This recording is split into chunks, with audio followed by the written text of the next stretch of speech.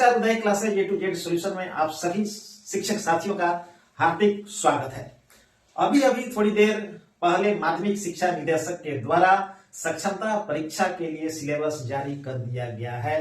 तो आइए हम सिलेबस पर चर्चा करते हैं कि किस विषय से कितने प्रश्न पूछे जाएंगे, किस प्रकार का जो प्रश्न होगा, ये सारी ब्यौरा हम लोग इस वीडियो में हम लोग जानेंगे। यदि अभी तक आपने मेरे चैनल को सब्सक्राइब नहीं किया है, मेरे चैनल पर नए हैं, तो आप जल्द से जल्द मेरे चैनल को सब्सक्राइब कर लें। आइए हम देखते हैं कि सिलेबस जो क्या होगा।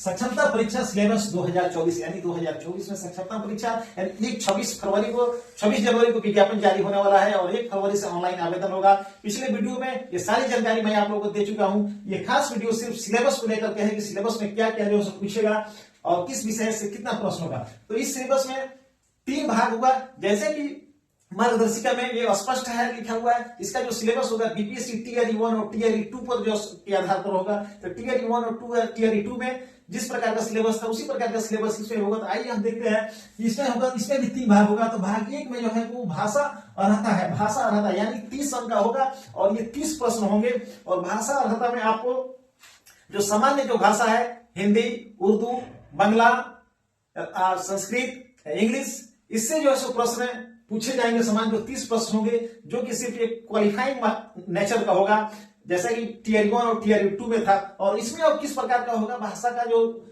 नंबर होगा, जो मार्क्स होगा, ये सिर्फ क्वालिफाइंग नेचर को होगा या मेरिट में जुड़ेगा, ये अभी तय नहीं हुआ है। ये आगे अब विभाग के ऊपर निर्भर करता है या बिहार विद्यालय शिक्षा समिति के ऊपर निर्भर करता है वो किस प्रकार का निर्देश जारी करती है।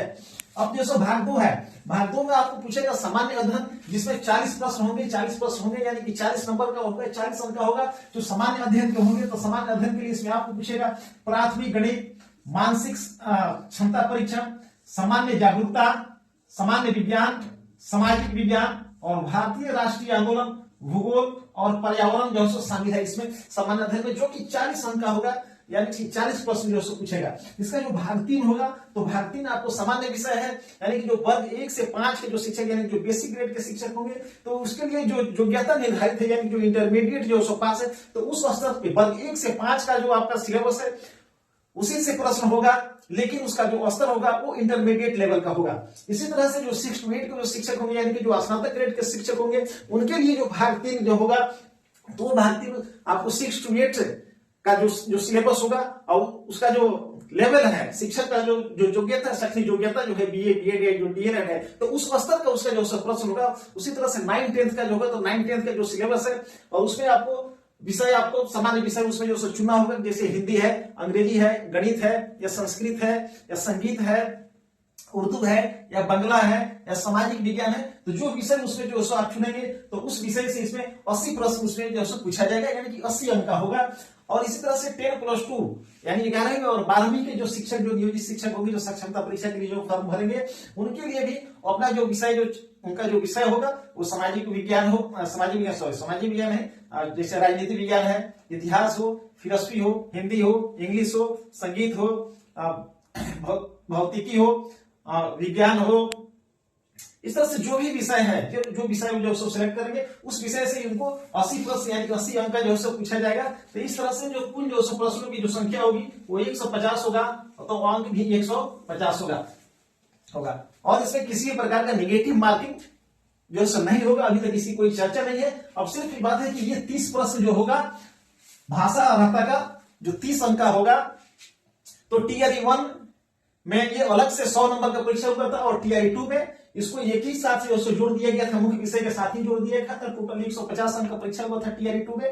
तो टीआरई 2 में था ये सिर्फ क्वालिफाइंग नेचर का था, लैंग्वेज पेपर, लेकिन परीक्षा होने के बाद अचानक से इसमें बदलाव किया गया था कि टीआरई 2 में जो भी अभ्यर्थी है मतलब 1 to 5 को, सिर्फ 1 to 5 को छोड़ करके, बेसिक ग्रेड को छोड़ करके 6 to 8, 9, 10 और 11, 12 के लिए ये क्वालिफाइंग नेचर को भी समाप्त कर दिया गया था कि आपको इसमें भाषा में भी क्वालिफाई होने की कोई जरूरत नहीं है। लेकिन अब इसमें क्या होता है सक्षमता परीक्षा में, अब ये आने वाला समय पर निर्भर कर रही है कि बीएसईबी अब इसके लिए क्या गाइडलाइन जारी करती है या विभाग अलग से इसके लिए क्या गाइडलाइन करती है। फिलहाल हम सभी साथी इसी सिलेबस के आधार पर हम लोग अपनी तैयारी जो है शुरू करते बिना देर करते हुए, क्योंकि अब हमारे पास समय बिल्कुल ही नहीं है।